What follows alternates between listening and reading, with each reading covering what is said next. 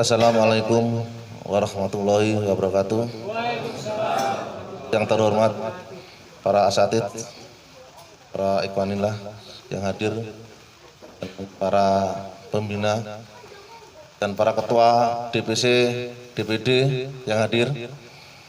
Alhamdulillah, puji syukur pada pagi ini kita diberikan kesehatan hingga kita bisa berkumpul di pesantren Abu Dzar dengan keadaan sehat walafiat. Dan ini pembukaan Rakernas BN 5. Bismillah kami buka. Bismillahirrahmanirrahim. Terima kasih kepada pembina DPP Kemarpol telah membuka program Rakernas ini. Semangat dong, semangat. Kita yel dulu. Semangat. Semangat. Kombat gol. Kombat gol. Terima kasih.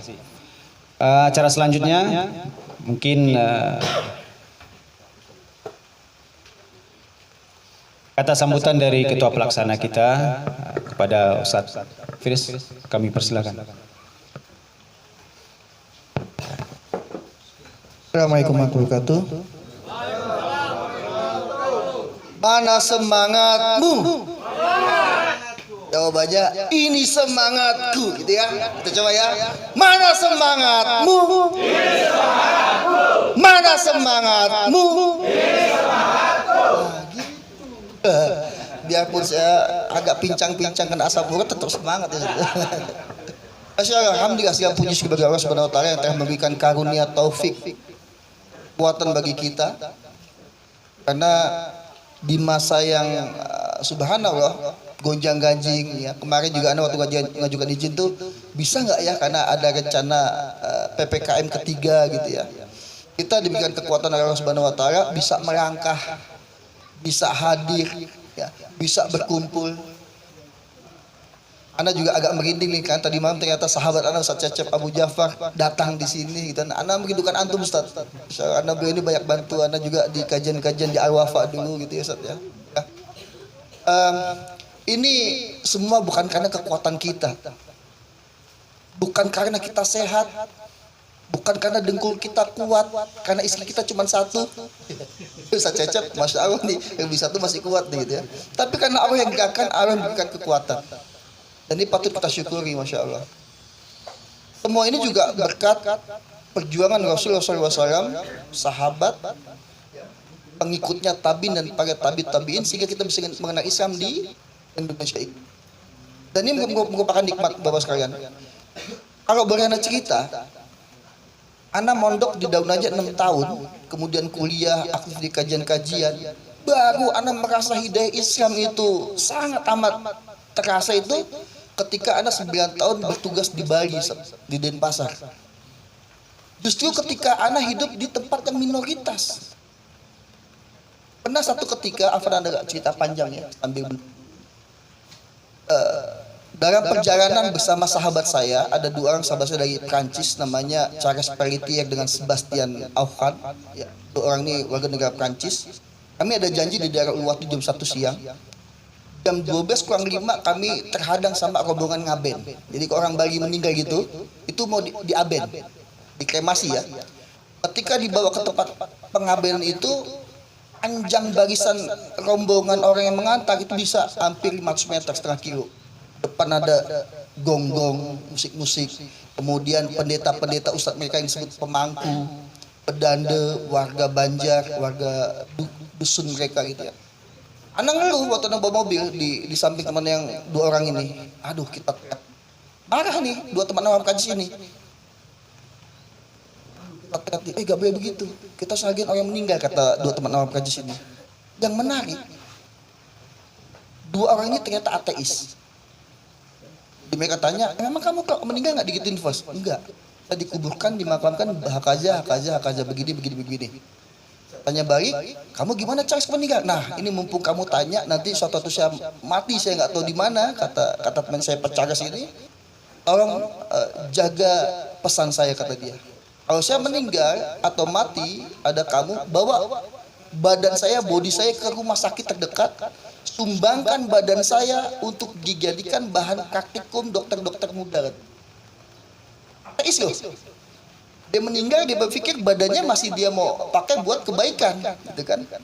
Walaupun itu mungkin tidak akan tercatat oleh Allah Subhanahu wa taala, ya Ustaz ya. Nah, di sini saya berpikir, subhanallah, terus saya tanya, kenapa kamu gak percaya Tuhan? Ya karena Tuhan gak bisa saya terima dengan akal saya. Saya nanya, kamu tinggal di mana? Di Nice, daerah Prancis Selatan. Yang memang azan baru dia dengarkan tuh ketika saya safar ke Jakarta sama beliau. Jadi saya ada janji dengan customer di Jakarta, saya safar ke Jakarta, dia dengar azan, apa ini? Ini azan. Pertama kali sama saya safar ke Jakarta. Bagaimana kita yang setiap hari 5 waktu mendengar azan? Adakah asar di dalam diri kita? Di situ saya mendapatkan ibroh dari orang yang ateis ini. Islam itu Masya Allah, kalau kita banyak yang lahir atau Islam tidak sengaja, kebetulan ibu kita muslim atau muslimah, betul nggak? Begitu lahir ibu kita muslimah, muslim nih anak saya di bayi ini. Abi kita mengazankan kita, gitu. Bayangkan kalau ibu kita itu non muslimah. Dan sebagai sperma, kita boleh milih nggak lahir dari ibu yang mana? Sebagai sperma, bisa nggak kita pilih? Bisa. Bayangkan kalau ibu kita, nasib kita sebagai sperma, takdir kita sebagai sperma, ibunda kita itu Ratu Elizabeth, non muslim, raja ratu di Inggris yang kaya raya, seantero daratan Inggris itu. Selamat datang Pak Marmo, silakan Pak Marmo, depan Pak Marmo. Nah ini kawan-kawan, mohon disambut Bapak Kolonel Purnawan Sumarmo. Beliau tetangga kami di sini, pemilik masjid yang kita pakai sholat. Nunggu dan ramil aja. Oh iya, siap. Di depan Pak, silakan Pak. Nanti aja. Silakan Pak. Di depan sini. Dan ramil lebih utama. Nanti aja. Baik Pak Marmo, terima kasih Pak Marmo. Lanjut ya. Jadi kita nggak boleh memilih lahir dari ibu yang mana. Kalau boleh milih sebagai orang awam, saya pengen lahir dari ibu yang Ratu Elizabeth. Jadi sperma kita juga udah kaya. Harta warisan kita Inggris dan kolonialnya, betul nggak? Alhamdulillah kita dilahirkan dari ibu yang muslim. Di situ saya berpikir saya juga nggak boleh sombong sebagai seorang muslim. Menghargai, memberikan hak-hak orang yang muslim itu juga menjadi bagian penting bagaimana kita berdakwah. Lanjut dan alhamdulillah hari ini saya minta Ustadz Cecep, hari ini ada tetangga kita, kalau bapak-bapak lihat di seberang villa ini ada rumah gitu ya. Ada karyawan di villa sana itu yang hari ini beberapa hari sebelumnya ya membantu saya untuk menjaga aset kami di Cipanas. Dan baru tadi pagi saya bertemu dengan beliau gitu ya. Teis, mohon ke depan Teis. Mana Teis? Ke depan Teis. Teis ini bapaknya asli Papua. Ibunya asli Manado. Sampai saat ini pakai peci tapi masih Nasoro nih. Agamanya masih Kristen. Tadi pada subuh diskusi dengan saya di sini. Habis subuh tadi masih diskusi dengan saya. Saya tanya karena beliau menyampaikan pesan kepada Ustadz Hilal ya. Ustadz Hilal telah sampaikan pesan ke Ustadz First. Saya mau bicara tentang iman. Tadi pagi saya ajak ke ruangan saya. Gimana tadi antum kenapa mau ngobrol iman dengan saya? Kenapa?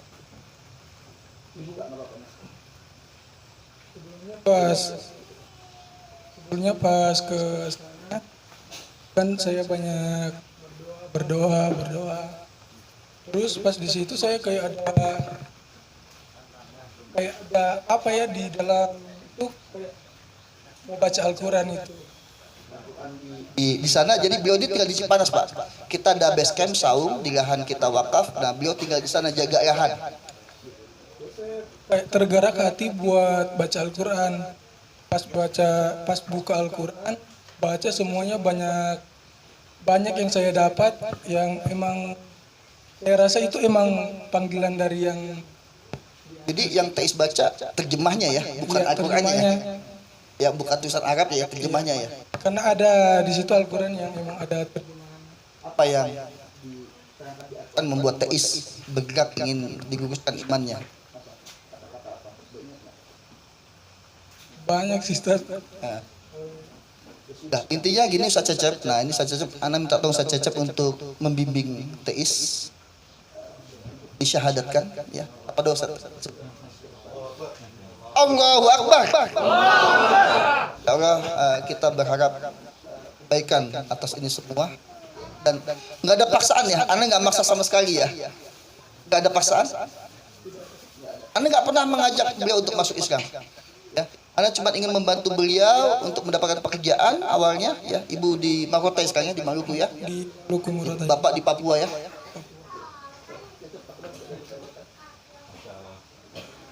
Ateis ya.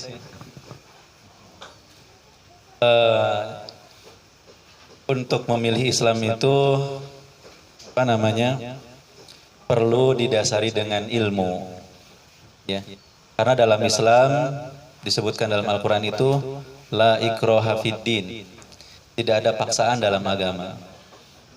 Islam tidak memaksa orang lain untuk masuk ke dalam Islam. Lakum dinukum waliyadin. Islam itu mengajarkan toleransi. Bagaimana? Sedikit penjelasannya. Apakah tetap yakin dengan Islam? Yakin. Ya, insya Allah. Baik.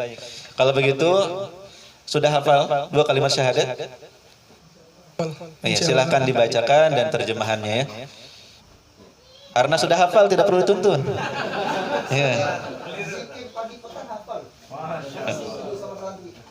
Dengan penuh keyakinan ya. Bismillahirrahmanirrahim. Silahkan.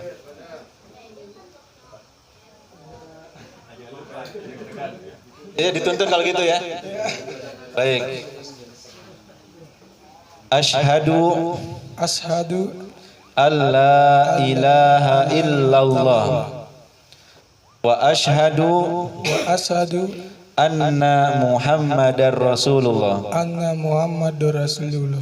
Saya bersaksi Saya bersaksi bahwasanya tidak ada bahwasannya tidak ada yang berhak diibadahi dengan benar yang berhak diibadahi dengan benar kecuali Allah, kecuali Allah, dan saya bersaksi dan saya bersaksi bahwasanya bahwasannya Nabi Muhammad sallallahu alaihi wasallam Sallallahu Alaihi Wasallam sebagai hamba dan utusan Allah. sebagai hamba dan utusan Allah. Barakallahu fiik, Masya Allah. Ya. Selamat ya. Berikan selamat kepada saudara kita. Nah, semoga diberikan keistiqomahan ya dalam menjalankan agamanya.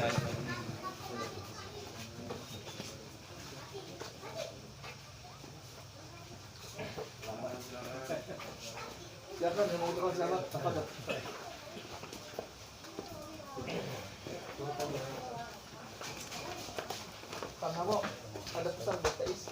Oke. Iya. Silakan Pak Mamo.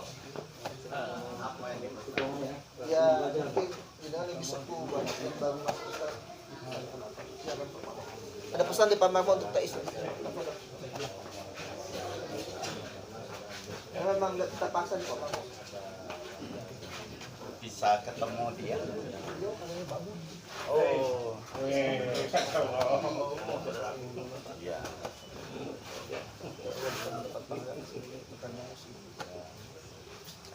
Izin dah Pak Mamo.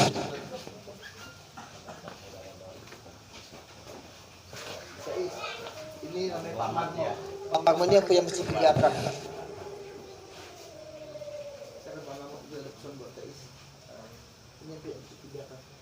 Assalamualaikum warahmatullahi wabarakatuh. Siapa? Teis ini bapaknya dari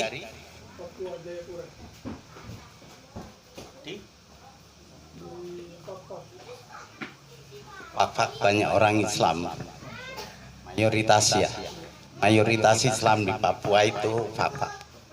Nah, terus kamu selama ini di agamamu kamu jalani biasa-biasa atau taat, kemudian setelah bergaul dengan kawan-kawan yang Islam ini menjadi kamu tertarik atau gimana? Kalau mau bilang kalau soal agama yang kemarin kan taat cuma pas lagi di sini kan pas buka Al-Quran kayak banyak melihat kebenaran yang emang saya bisa percaya dan saya rasa itu saya percaya emang dari yang di atas. Ya, artinya itu berangkat dari hati, gerakan hati. Jadi bisa aja malaikat menuntunmu. Itu karena hati ya, lewat hati, bisikan hati. Ya, karena yakin bahwa ayat Al-Qur'an itu dijaga malaikat. Saya sangat yakin karena perjalanan saya juga hampir-hampir ya kayak gitulah sampai saya buat masjid itu seperti itu. Cuman kalau saya bicara ya paling inti-inti aja daripada saya muter-muter nanti intinya nggak ketemu. Yang harus siap mental pelan-pelan adalah kamu juga jangan frontal ya. Biasanya anak muda itu menghadapi orang tua yang mungkin tadinya biasa-biasa, setelah kamu masuk Islam pasti orang tua pun akan kaget. Itu yang harus disiapkan. Jangan sampai kita dengar nanti gimana.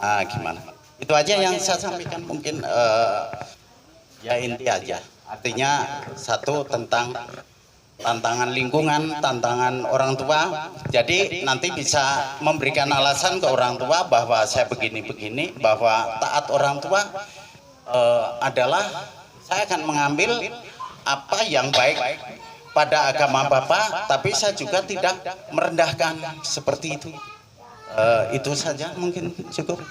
Masya Allah, banyak Pak Marko. Jadi Pak Marko ini juga tetangga kami yang punya masjid besar. Saya minta nasihat buat beliau karena kami sama-sama berjuang di sini untuk dakwah agama. Terima kasih Pak Marko atas pesan. Sama-sama. Assalamualaikum warahmatullahi wabarakatuh. Masya Allah, alhamdulillah pagi ini kita mendapatkan ibroh tentang keimanan ya. Dikit tausiah juga dari Ustadz Cecep, Ustadz itu begitu antum menyampaikan pesan kepada teis, mungkin kita juga baru sadar. Gitu. Kita mendapatkan ilmu dari antum juga Ustadz, dan ini semua karena Allah Subhanahu Wa Taala. Semoga kita terus diberikan keberkahan, taufik seperti ini, dan selalu di dalam lingkungan orang yang soleh seperti Ustadz Cecep. Ada Syekh Faisal juga di sini dari Yaman. Masya Allah, ini semua karena Allah Subhanahu Wa Taala. Tais, abis ini kamu mandi seperti mandi junub, nanti ngobrol sama Ustadz Hilal ya. Ada pesan? Ada pesan dari Syekh. Silakan. أستاذ أبو جعفر سيترجمه. بسم الله الرحمن الرحيم. هو استغفر الله من تمام ما شاء الله. dia bisa terjemah أنا lupa. جزاك الله خيرا. شيخ مباشرة تترجم. إن شاء الله لا بأس. من شوبة أنا من شوبة. طيب بسم الله الرحمن الرحيم. أولا قبل كل شيء ada nasihat untuk kita semuanya. Jika ada orang masuk agama Islam sebelum dia ta'khir atau ke depan hakim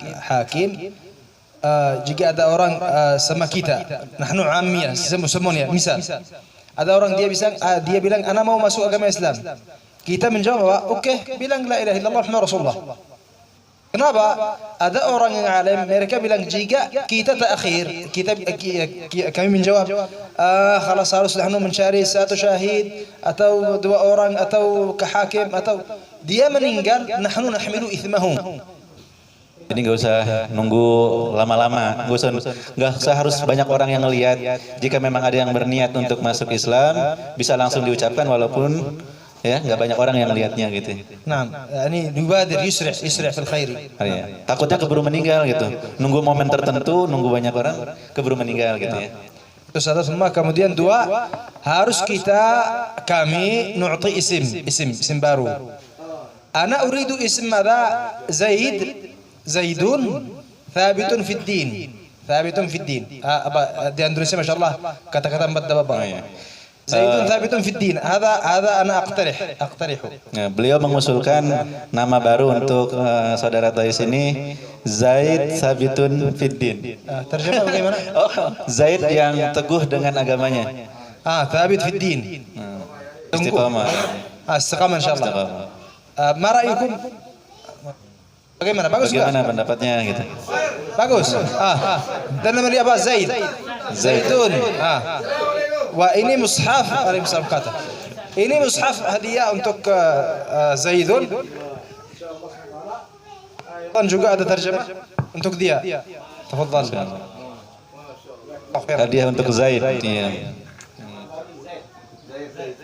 Alhamdulillah wa nahnu farihna jiddan. Kami senang sekali. نعم sebelum huwa huna min qablu wa kalimatuhu tayyibah. نعم وهو إنسان ما شاء الله جيد. Sebelum masuk Islam memang akhlaknya udah bagus. Ya, perilakunya, karakternya udah bagus insyaallah. أنا أعتذر أتفاعل جدا لكن أنا أفرح. الحمد لله وهذا من فضل الله سبحانه وتعالى علينا والحمد لله رب العالمين. والسلام عليكم ورحمة الله وبركاته. Waalaikumsalam. Ini karunia dari Allah SWT yang memberikan hidayah kepada Zaid, ya, semoga istiqomah. Jazakallahu khairan Syekh. Ya. Zaid.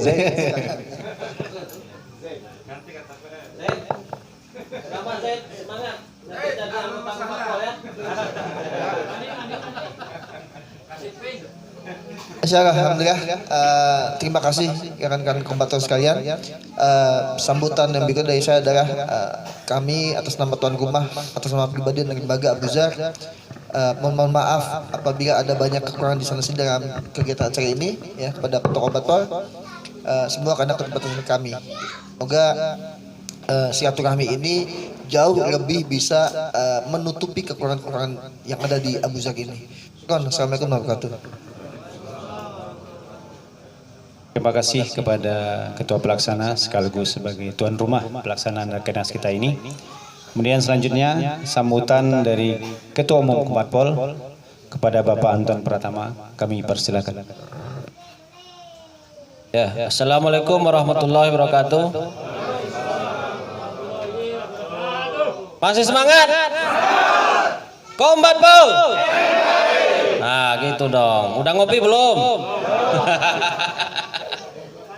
Ya, alhamdulillah pada hari ini tanggal 4 Desember 2021 kita ditakdirkan Allah untuk berkumpul di Pondok Abu Zar dalam acara Rakernas Komatpol dan Sarnas BN5. BN5 ini sebenarnya ada kepanjangannya, yaitu bela negara yang kelima. Karena yang pertama dan yang kedua kita ada di SPN Lido. Yang ketiga kita di Cibubur. Nah, yang keempat itu sama Kemenhan langsung sama Poldapi itu online. Nah, yang kelima sekarang ini. Jadi tahun 2021 ini kita ada 2 kali bela negara. Yang pertama online, yang sekarang offline. Jadi pergunakanlah kesempatan pada hari ini agar kita bisa mendapatkan ilmu-ilmu, baik itu ilmu agama dan ilmu-ilmu ketangkasan fisik lainnya.